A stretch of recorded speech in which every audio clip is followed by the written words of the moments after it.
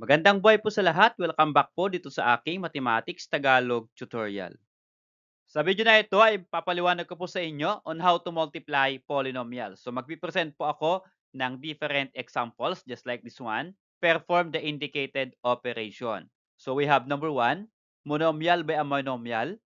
Number 2, another monomial by a monomial pero there are 2 variables sa ating monomial. Yung number 1 ay 1 variable. Another one ay magpipresent pa ako how to multiply monomial by a binomial and monomial by a trinomial or multinomial. And also, magbibigay po ako ng examples on how to multiply binomial by a binomial. So, paano nga po ba mag-multiply ng polynomials? So, yan po yung aking papaliwanag sa inyo step by step. Okay, so let's start with number 1 example. So, we have 2x cubed times 7x. So, yung ating pong close and open parenthesis dito ay iyan po yung symbol ng multiplication. Okay? So, how to multiply monomial by a monomial? So, ganito lang po yon. So, meron po tayo dyan 2 at 7 as numerical coefficients. Okay? Guhitan ko 2 and 7. So, all you have to do there is you're going to multiply first the numerical coefficient. Okay? So, we have 2 times 7. Okay? 2 and 7. So, 2 times 7.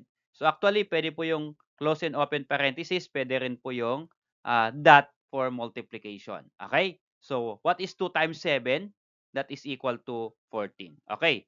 Next, after natin i-multiply yung numerical coefficient, ay ito naman pong variable. So, ano po yung variables? Ito po yung kanyang variables. Okay?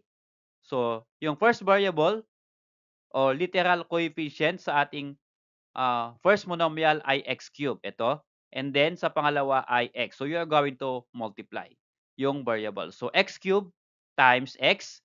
So, paano po i-multiply yan? Apply po natin yung law of exponent. So, pag ganyan po, na pareho po yung base na x, then all you have to do is add the exponent. So, 3, then plus 1. Kapag wala pong naka-indicate na exponent, ibig sabihin, yan po ay 1. Kaya 3 plus 1 is equal to 4. So, x raised to the 4th power. Okay, may product na tayo sa numerical coefficient, 14, at sa literal coefficient na x raised to the 4th power. So, ang gagawin lang po natin dyan, pagtatabihin po natin yung number at yung variable. Okay? So, yan ay magiging 14x raised to the 4th power. Ito po yung 14 sa numerical coefficient.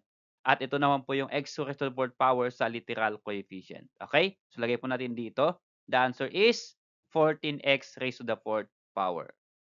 Okay, so about this number 2 example. So, we have negative 5a squared b times 3ab cubed. Okay, this time, dalawa po yung variables as literal coefficient. Pero, ang first step pa rin natin para ma-multiply itong monomial by a monomial ay we're going to multiply first the numerical coefficient. Okay? Yung first monomial ay negative 5 at second monomial ay positive 3 or 3.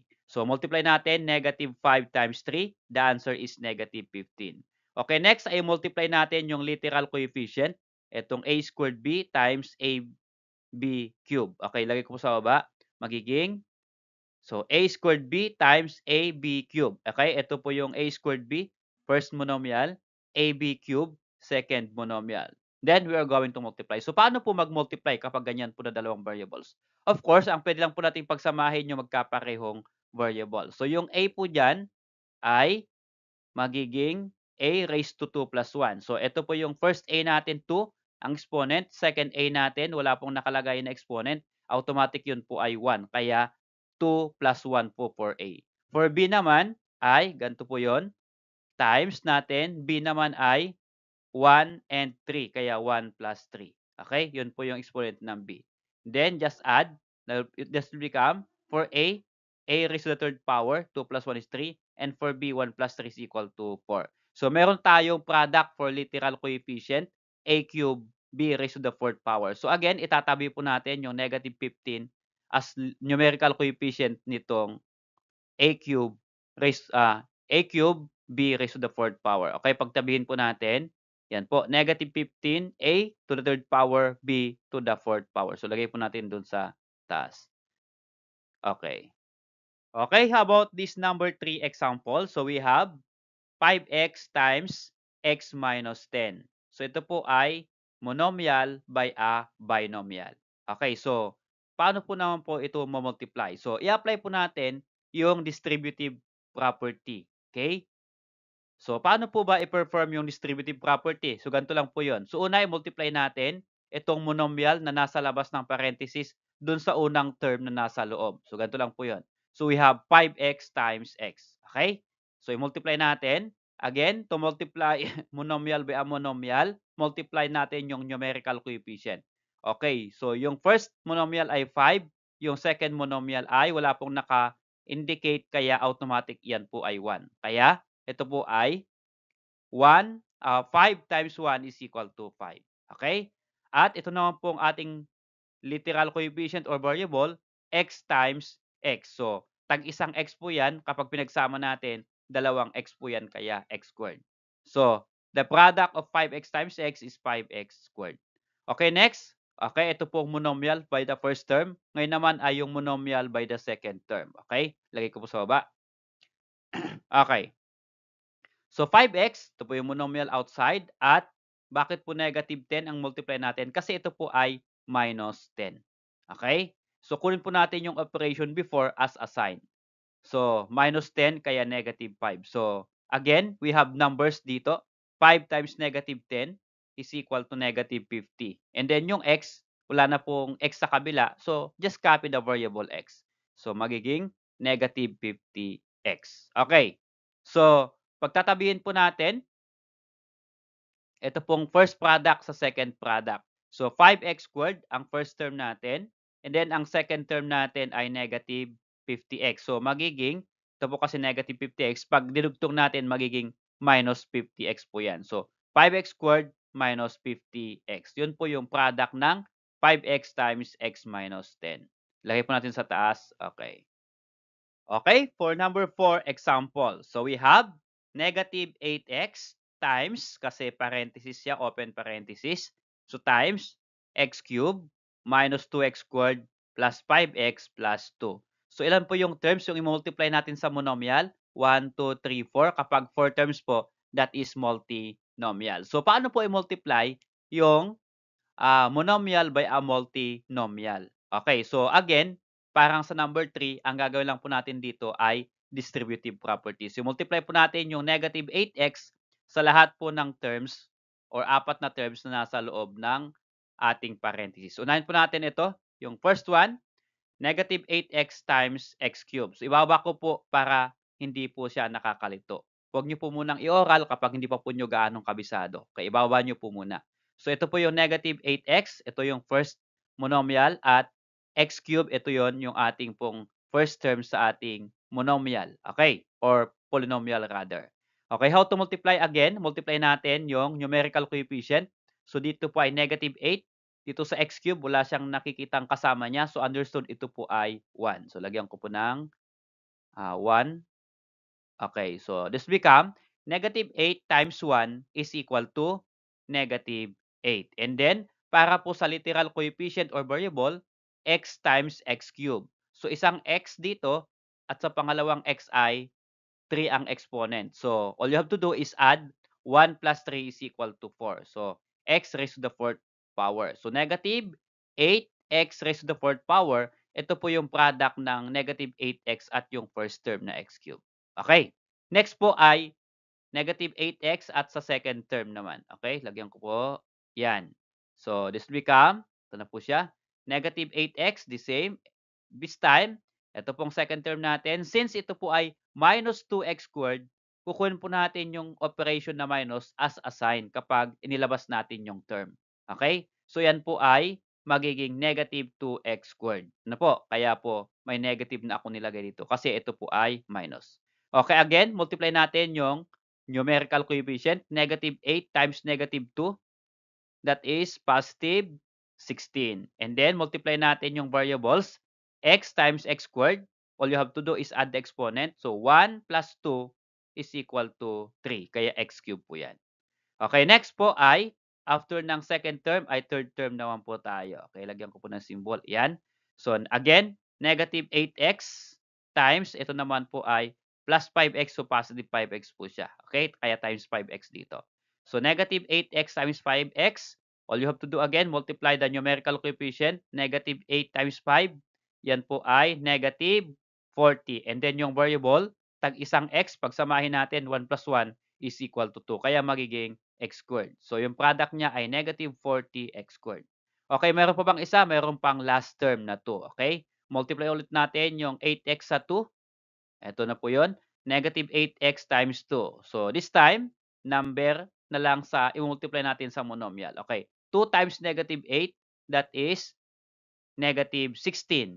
And then, ano po yung variable natin? X. So, nag-iisang x lang dito. Itabi na lang po natin dyan sa sagot natin. So, negative 16x. Okay. So, meron po tayong product. 1, 2, 3, 4. Kasi there are 4 terms sa ating polynomial. Okay? So, anong gagawin natin? Pag sunod-sunurin natin itong product. So, unahin natin negative 8x raised to the 4th power. Next po ay, since ito pong 16x cube, ito po ay positive. Pag dinugtong natin dyan, yan po ay magiging plus. Kaya yan po ay plus 16x cube. Ito po yan. Next po ay dudugtong natin itong negative 40x squared. Again, since negative po yan, kapag dugtong natin, yan po ay magiging minus na. Okay? So, negative 40 kaya minus 40 and then x squared. And then huli, ito pong negative 16x. So, again, negative magiging minus po yan. Okay? Kaya minus 16x. So, ito na po yung product ng ating number for example. So, lagay ko po sa taas. Okay. So, this will become negative 8x raised to the 4th power plus 16x cubed minus 40x squared minus 16x. Okay, so how about this number 5 example? So we have binomial by a binomial. So para marami pong way how to multiply this binomial by a binomial. So ito lang po yung way ko. Ito yung pinakang basic pero marami po pong ibang ways to multiply binomial by a binomial. So ang basic ko lang po dito, since pareho na po silang binomial, ito pong first term multiply ko po sa first term sa kabila. Okay? So what is a times 3a? That is numerical coefficient 3 times 1 kasi 1 po ang numerical coefficient ng a dito sa first monomial. So 1 times 3 is 3. And then yung variable, a times a, dalawang a pag pinagpatong pinagsama, a squared. Okay, next, after po natin makuha yung product ng first and first, ay ito pong first and second term or last. Okay, so magiging a times 6. Okay? So what is a times 6? So pagtabihin lang po natin, unahin lang natin yung number, magiging 6a. Okay? Then next po ay, ito po yung pangatlong multiply ko. Okay? Pagkatapos multiply yung a sa dalawang terms, ito namang 2, i-multiply ulit natin sa dalawang terms sa kasunod na binomial. Okay? 5 times 3a. Okay? So again, we have two numbers here. 5 times 3 is 15 and then yung a. Kaya magiging 15 and then yung a. Next, huli ay 5 times 6, positive 6. Kaya 5 times 6, that is equal to 30.